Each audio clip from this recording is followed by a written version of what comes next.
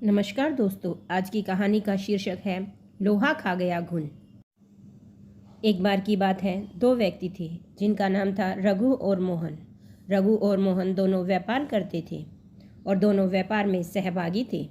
रघु ने मोहन से कहा, मोहन, क्यों ना हम कोई ऐसी वस्तु खरीद लें जो जल्दी खराब न हो और उसकी कीमत भी बढ़ती रहे। फिर हम उसे कुछ वर्षों बाद बेचें जिससे उसके मूलधन में ज़्यादा दाम मिले। मोहन ने कहा, ठीक है रघु, तुम्हारी बातें तो सही हैं, पर हम खरीदें क्या? उन्होंने आपस में सलाह मशवरा किया और लोहा खरीदने का निर्णय लिया। दोनों ने बराबर रुपए मिलाकर लोहा खरीदा। रघु ने मोहन से कहा, लोहा कहीं सुरक्षित स्थान पर रख दे। मोहन ने लोहा अपने पास एक पुरानी कोठरी में रख लिया। कुछ दिन तो लोहा जस का तस रखा रहा, पर धीरे धीरे मोहन के मन में लालच आ गया और मोहन रघु को बिना बताए लोहा बेचने लगा। काफ़ी दिनों बाद रघु मोहन के पास गया और बोला, मोहन, आज लोहे का भाव काफ़ी बढ़ गया है, जल्दी से वह लोहा निकालो, हम इसे बेच कर आते हैं। इस पर मोहन बोला, रघु, लोहा तो अब कबाड़ घर में नहीं है, क्योंकि लोहे को तो घुन खा गया। रघु समझ गया कि मोहन ने उसके साथ धोखा किया है और उसे बिना बताए सारा का सारा लोहा बेच दिया। रघु को क्रोध तो बहुत आया, पर वह बिना कुछ कहे सुने वहाँ से चला गया। इस घटना के कुछ दिनों बाद रघु मोहन के पास आया और बोला, मोहन, मैं एक बारात में जा रहा हूँ, बड़ा अच्छा इंतज़ाम है, अकेला हूँ, चाहो तो अपने लड़के को मेरे साथ भेज दो, उसकी भी मौज हो जाएगी, कल सुबह तक हम वापस भी आ जाएंगे। मोहन बोला, क्यों नहीं, बेशक, तुम मेरे लड़के को अपने साथ ले जाओ, और हाँ, इसे बारात में अच्छी तरह खाना वाना खिलाना।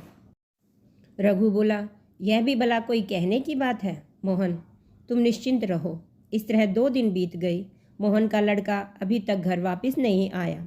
मोहन को बहुत चिंता हो गई, अभी तक उसका लड़का घर वापस क्यों नहीं आया। वह अपने लड़के के बारे में जानने के लिए रघु के पास गया और बोला, रघु, मेरा लड़का कहाँ है? वह अभी तक घर वापस क्यों नहीं आया है?